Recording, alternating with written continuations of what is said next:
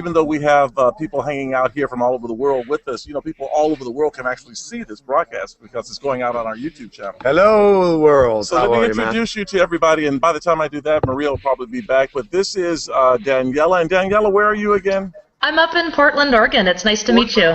Nice to meet you too, Danielle. Okay, we have Diano. Diano is in Reno. Diano. We have Justin. He is in the UK. Hi. Justin, how are you? We have Kim. She is in Kansas City. Hi, Kim. Hello. We have Monica. And Monica, where are you? I'm in Boulder, Colorado. Boulder, Colorado. That's right. And we have Tom in Atlanta. Hi, Tom.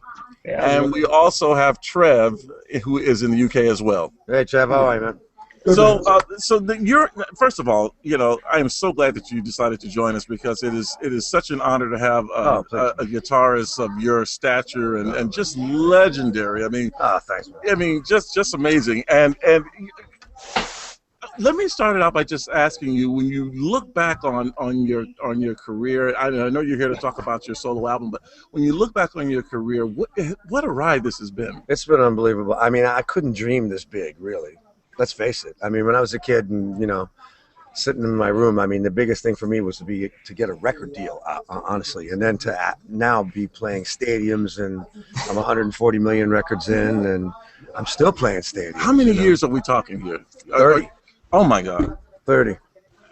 Really? Yeah. 30 years. Yeah, the band's been together for 30 years, and it's still going strong. And how many, there aren't many groups that can say that. You got the Stones, you guys, maybe 2 or 3 others. Maybe. Yeah, you got U2, you got the Stones, you got us, you got Bruce. Yeah, not many people can say that. Yeah. Do you have any favorites when it comes to I mean, is there anything that really stands out in your mind in terms of a piece of work that you produced, and as soon as you were done producing, you go, yeah? Oh yeah, I mean, I think when you finally write a hit song, and it's a hard thing to do, and you're going to connect, because actually being a songwriter, you're trying to communicate. Mm-hmm. That's really what you're trying to do. So when you do make that connection, I think that, when you first have your first #1 hit, that things are pretty unbelievable. What was it for you? Which one? It was You Give Love a Bad Name, but then when Living in a Prayer came along, that's the one everybody. That was #1 in like 24 countries immediately, and then you start selling like 17 million records. And it feels like good, doesn't it? Then you go, yaha, there you have it. Okay, you know what? I'm going to open it up for questions here in the Hangout, and I'm going to let Maria take Hello, over that. sweetheart. Hi. Nice to see you, hon. I'm gonna roll over here. Nice How are you, to see beautiful? you. I'm really well. How's Last everything? time Richie was here, I was in a little mini fashion show with That's right. you and the other girls. Wearing my clothes, man. Yeah, that was so much fun. Looking foxy as ever, baby. Oh, thank you. I have my little knee problem, but I was like, I can't be wearing my Uggs around when Richie Sambora is going to be here. No problem. Right. So this is our Google Plus Hangout. Tony explained it to you, right? Yeah. All these. Did he introduce everybody? Yeah. Oh, yeah, we're all caught up now. Oh, excellent. Yeah, Tony's on his game. Tony's on it. Have you done Google Plus Hangout before? No. No? Oh, this is your first time. I'm a virgin. You're a virgin. I love you're a virgin no more. And for those of you watching on air, please make sure you plus and comment if you have a question for Richie or any of, just tag me or anyone in the Hangout here and we'll get it to Richie, okay? So did we take questions? Let's say, who should we go to first? Tom, go ahead. Hi, Tom. Hey, how's it going? My wife's a big fan of you guys. She's originally from Sayreville, New Jersey. All right. And got just real 2 quick questions. One, how's everybody? I know you got family there. How's everybody faring from the hurricane? Yeah.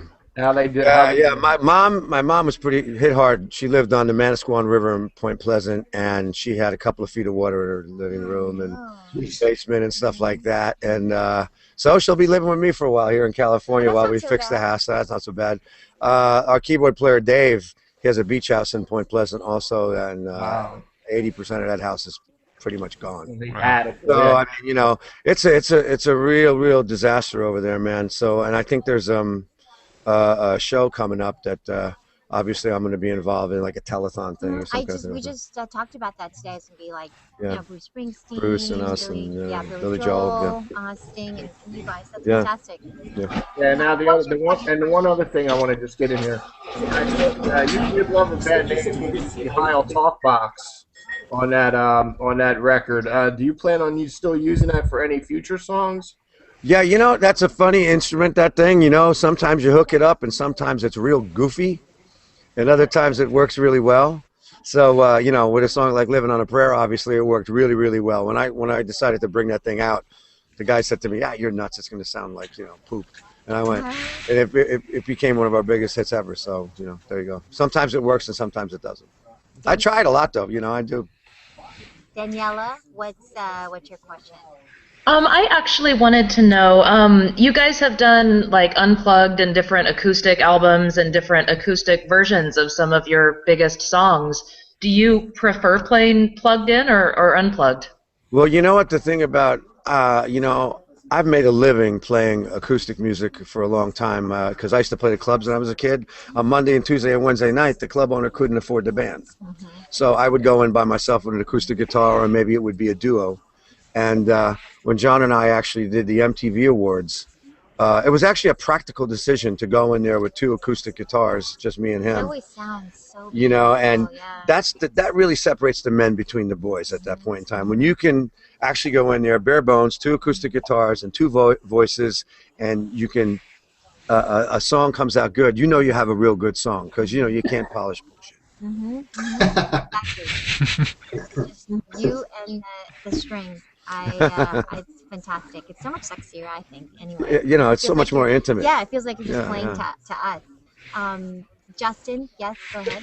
Yes, it's instead of albums, I wanted to ask you what's your favourite guitar riff that you came up with? Man, geez, I don't know. Yeah, the one that really sticks in your mind. I guess the one that people know me for would probably be Wanted Dead or Alive. I guess when people think of that, you know, they think of the cowboy hat and that whole image of, and it's not the easiest lick to actually play. Sounds harder than it is actually. But actually, what I'm most proudest about now is this new solo album I just recorded called Aftermath of the Lowdown. It's one of the best songs I've ever written. It also showcases my voice. You know, I'm still a lead singer. Cool. I hope everybody goes and enjoys it. I'm playing November 13th here in LA at the Henry Fonda Theater, and I hope everybody comes out and sees me. Who are the guitar players that you just go, whoa, that was like really sick? That was many.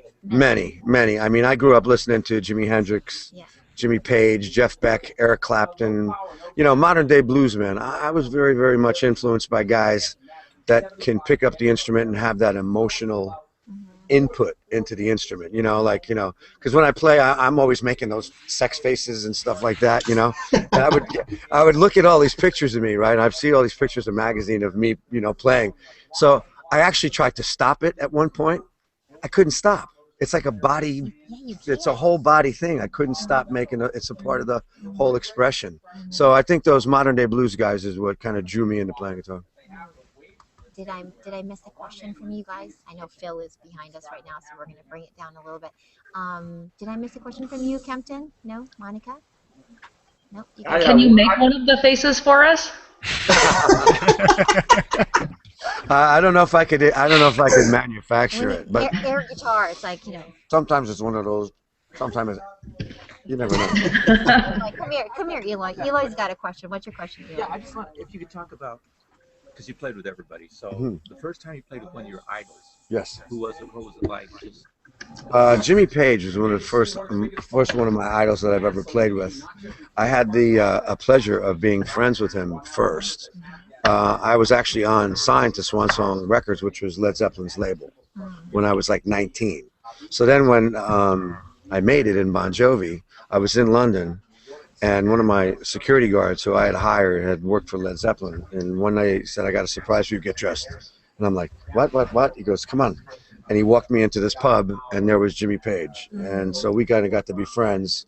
And it was a couple years later, I was doing a charity gig for Nordhoff Robbins Music Therapy.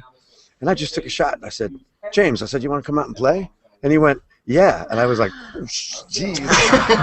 So after that, you know, we became friends. And now, you know, we play a lot together at different events and different things like that. And we also like to go see other bands together. And that makes people real nervous when the both of us kind of walk into a show and watch it. See, that is a lesson. Just ask. You never know what might happen. You never know. Yeah, James was the first guy. Clapton, too. Clapton played on my first solo album.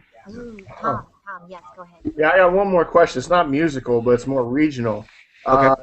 When I used to go up there to visit all the relatives up there, one bar I had to go to was Sayreville Bar. When's the last time you guys have been there? Have you ever been there? I used to own a bar in Sayreville. Oh. Yeah, I used to own a bar in Sayreville that I used to play in, and John used to play in, and it was connected to my business partner, who I owned my first independent record company with when I was 23 years old. And I used to just book all my friends' bands in there, and then I would sign them, and then I would make some records with them, and yeah. So I owned a bar in Sayreville, yeah. Has anyone asked a question about the business of music and the industry, and how did you, how did you succeed so well in the industry, considering what's facing upcoming musicians? Yeah, I think it's getting harder as the years go on with the file sharing and everything else that's happened in the music business. It's just knocking on doors, man. It's just really, really getting out there and continuing to try and meet people and network. I mean, John and I were both doing the same things with, I was in like 3 other bands at the same time before I met John. Is that right? Oh yeah, I was making demo tapes and meeting record company people and getting signed, and then starting my own label, and then John and I met and started to write songs, and we just kept on trying and trying and trying until we hit it. Did you ever think like, oh, if this whole music thing doesn't work out, I can fall back on this? Like, what was your yeah, I was going to college. Yeah, I was in college. I was in college for 2 years. Psychology was like a minor of mine. That's something that I really enjoyed besides music. But I couldn't see myself as anything but a musician. I think it's kind of in my blood. People always ask me, why are you still doing this? I said, what would I do? Yeah, right? It's too much fun, man. Yeah. I love it. I just love it. Well, we can tell. We can tell you love it. Richie, thanks so much for hanging out with us. My pleasure, Dawn. You look fantastic. Did you design this? Like, yes, I did. Whole Yes, I did. Oh, I like yes, I the did. zippers and yes, I did. He looks good. Not as good as you, baby. No. Will you take a photo with us? Absolutely, man. Okay, here's the camera right up there. Cheese. Okay, you guys, check out Richie's new album, Aftermath of the Lowdown, and check out his website for a concert near you soon. Thanks, guys. Thanks nice a lot. To talk to you. You too. Awesome. Take it easy. Thank you. All right, Tom. Take care of yourself. Be good. Good seeing you, Richard. Hey, good to see you, Tom. Nice to see you, my friend.